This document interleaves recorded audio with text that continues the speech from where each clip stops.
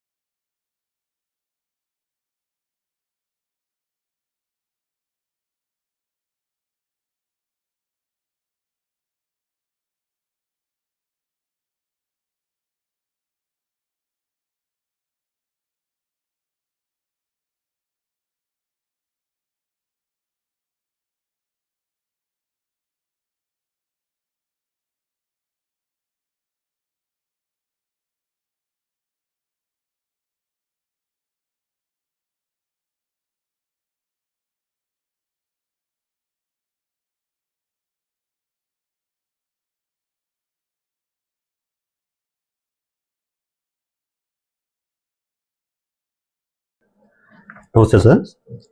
గత 2 రోజులుగా పెదపట్నం గ్రామంలో ఉన్నటువంటి ఆర్ఎస్ నెంబర్ 181, 182, 155 ఏ 155 బీలలో సుమారు 40 ఎకరాలు బంటుమిల్లి గ్రామానికి చెందినటువంటి అంగర్ రంగనాథ్ అనే న్యాయవాది 40 ఎకరాల సిఆర్జెడ్ జోన్ పరిధిలో ఉన్నటువంటి ఆస్తిని ఆక్రమించేసి అక్కడ రొయ్యల చెరువుల సాగు ప్లస్ జామాయిల తోటల సాగు, అలాగే ప్రస్తుతం మళ్ళీ కొబ్బరి తోట సాగుకు ఇంకా ఎక్స్ట్రా 20 ఎకరాల వరకు ఆక్రమించి దాన్ని సిఆర్జెడ్ జోన్ పరిధిని కూడా లెక్క చేయకుండా చేస్తున్న దానిపైన నేను 2 రోజుల క్రితం సోషల్ మీడియాలో ఇవ్వటం జరిగింది. ఈ సోషల్ మీడియాలో ఇస్తూ అందుకు సంబంధించిన పూర్తి ఆధారాలను మీడియా ముందు వెల్లడిస్తానని చెప్పాను. దానికి సంబంధించిన డీటెయిల్స్ను ఈ పూట మీ ముందు ఉంచుతున్నాను. దస్తావేజు పరంగా అంగర్ రంగనాథ్ అన్న అతను వారి భార్య గారి పేరున 18/6/2025 సంవత్సరం 16 సెంట్లు సర్వే నెంబర్ 183లో కొనుగోలు చేయడం జరిగింది. ఈ 16 సెంట్లను ఆక్రమించి ఈ సర్వే నంబర్ని ఆనుకొని ఉన్నటువంటి 182, 155, 155A, 155B CRZ zone sir. ఇది సముద్ర తీరం. ఈ సముద్ర తీరానికి కరెక్ట్గా 50 మీటర్ల లోపే సుమారు 40 ఎకరాలను ఈ సర్వే నంబర్లలో ఆయన 181, 182, 155A, 155Bలలో ఆక్రమించుకోవడం జరిగింది.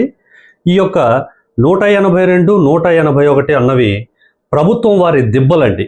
అంటే అక్కడ పెదపట్నం గ్రామంలో ఏదైతే గొల్లలు ఉన్నారో వాళ్ళు గొర్రెలు మేపుకోవడానికి వాటికి అని చెప్పేసి అక్కడ పచ్చిక బయళ్ళ కోసం గవర్నమెంట్ వారు వదిలేసిన భూమిని వీరు పూర్తిగా ఆక్రమించేసుకున్నారు. 155A, 155B అన్నటువంటి survey number government forest, state government forest. ఈ ఫారెస్ట్లో ఉన్నటువంటి మడ అడవుల్ని సుమారు 20 ఎకరాల పై చిలుకును ఆయన మొత్తం నరికేసి అందుకు సంబంధించి ఇందులో చెరువులు తవ్వడం జరిగింది సార్. ఇందాక మీ గూగుల్ మ్యాప్లో చూపించినటువంటి 181, 182 ఈ చెరువులు ఉన్నాయండి. 155A, 155B ఫారెస్ట్ ఏదైతే పంచాయతీ ఫారెస్ట్ అంటున్నామో CRZ zone 1 totally sensitive zone అంటారు సార్ దీన్ని.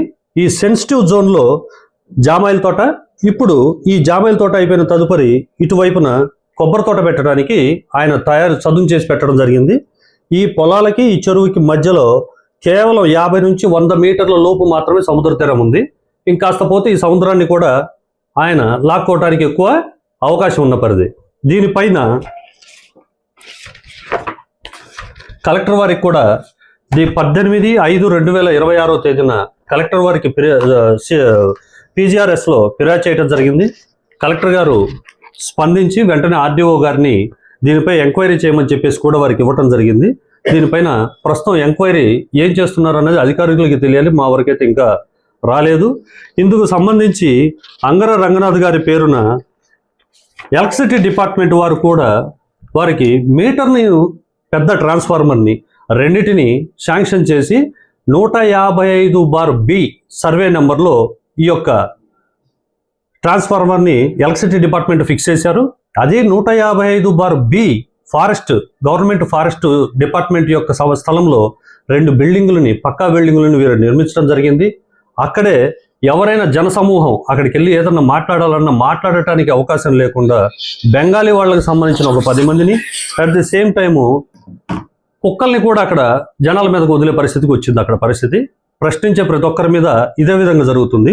అలా ప్రశ్నించిన గ్రామస్తుల మీద Machilipatnam Bantumilli junior civil judge వారి కోర్టులో ఆ గ్రామానికి చెందినటువంటి చేబోయిన వెంకటేశ్వరరావు అన్న ఆయన మీద OS 3/2026గా 3/1/2026 తేదీన ఆయన దావా వేసి ఆయన ఆస్తిని జప్తు పెట్టి, అదే గ్రామంలో 9/1/2026 తేదీన గ్రామస్తుల్ని కొట్టి వారిపైన 10 మంది మీద ఈ అంగర రంగనాథ్ అన్న ఆయన బందర్ తాలూకా పోలీస్ స్టేషన్లో గ్రామస్తుల మీద 10 మంది మీద FIRను కూడా నమోదు చేయించడం జరిగింది. ఆ FIR ఇప్పుడు శ్రీయుత గౌరవనీయులైనటువంటి కోర్టు వారి ఎదుట పెండింగ్లో ఉంది. ఆ 10 మంది అమాయకులు పాల్పడుతున్నా ఎవరు అక్కడ అడ్డు చెప్పడానికి లేకుండా పోయింది. ఎట్ ది సేమ్ టైము ఏంటని ప్రశ్నించడానికి కూడా ఆయన ఒక న్యాయవాది అవ్వటం, ప్రశ్నిస్తే ఈయన మా మీద కేసులు వేస్తున్నారన్న భయాందోళనకు ప్రజలు వెళ్ళటం, ప్రశ్నించే గొంతును ఆయన తొక్కిపడేయడం నడుస్తూ ఉంది. అక్కడ ఏంటని అడిగితే నేను న్యాయవాదిని, నేను ఏమైనా ఇక్కడ చేస్తాను, ఎవరైనా ఏమీ మాట్లాడటానికి లేదు, నా ఇష్టం, నా రాజ్యం అనే లెక్కలోనే ఆయన వెళ్తున్నాడు. దీనిపైన చర్యల కోసం సంబంధిత అధికారులను అడిగిన ఈ రోజు వరకు ఎటువంటి చర్యలు తీసుకోకపోవడం శోచనీయం. కారణం లోకల్లో ఉన్నటువంటి VRO గారికి తెలుసు, అక్కడ ఉన్న RI గారికి తెలుసు, MRO గారికి తెలుసు, ఎంటైర్ స్టేట్ జిల్లా రెవెన్యూ సిబ్బందికి అక్కడ ఏం జరుగుతుందో తెలుసు. అది గవర్నమెంట్ భూమి అయినా సరే దానిపైన ఇప్పటి వరకు ఎటువంటి చర్యలు తీసుకోకపోవటం అది రెవెన్యూ అధికారులకే తెలియాలి, లేదా ఎలక్ట్రిసిటీ డిపార్ట్మెంట్ వారికే తెలియాలి దీని వెనక ఏం నడుస్తున్నది అన్నది. కాబట్టి ఈ మీడియా ద్వారా నేను మీ అందరికీ తెలియజేయటం ఏమిటంటే, వారు రెవెన్యూ వారు చర్యలు తీసుకున్నా తీసుకోకపోయినా నా బాధ్యతగా నేను ముందుకెళ్ళి వారి దృష్టిలో పెట్టాను. వారు తీసుకోకపోతే చట్టపరంగా హైకోర్టు వారి దృష్టిలో పెట్టి ఏ విధంగా ఈ గవర్నమెంట్ వారి భూమిని మళ్ళీ గవర్నమెంట్కి ఎలా వెనక్కి తీసుకురావాలో చర్యలు తీసుకుంటున్నాం. At the same time CRZ zone ఏదైతే కోస్టల్ పరిధి ఉందో ఆ కోస్టల్ పరిధిలో ఇతను ఏదైతే ఆక్యుపై చేశాడో పక్షులు కానీ వన్యప్రాణులు కానీ అక్కడ గుడ్లు పెట్టుకోవడానికి, వాటి యొక్క సంతతిని పెంపొందించుకోవడానికి కూడా లేకుండా చేశాడు. అది మళ్ళీ తిరిగి పర్యావరణం మళ్ళీ దారిలోకి వచ్చే ఏర్పాటు కూడా చేయడానికి మేము అందరం కలిసికట్టుగా ముందుకెళ్ళటానికి సంసిద్ధంగా ఉన్నాం. దీని విషయంలో గ్రామస్తులు కూడా కలిసి వస్తే వారిని కూడా కలిపి ముందుకు తీసుకెళ్ళడానికి కూడా మేము సిద్ధంగా.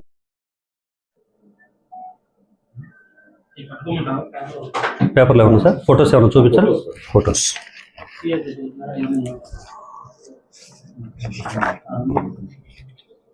అతని ఫోటో కూడా మనకి ఏమన్నా అవసరం ఉంటుందా సార్? నాకు నిజంగా అయితే బంధువు సార్ పూర్వం, ఇప్పుడు మాకు రిలేషన్స్ ఏం లేదు, 0.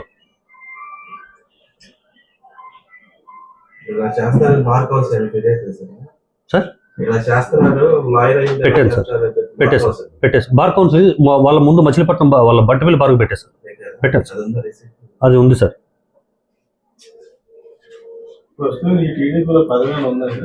ఉంది సార్, అదే ఉంది సార్. ఏంటది BC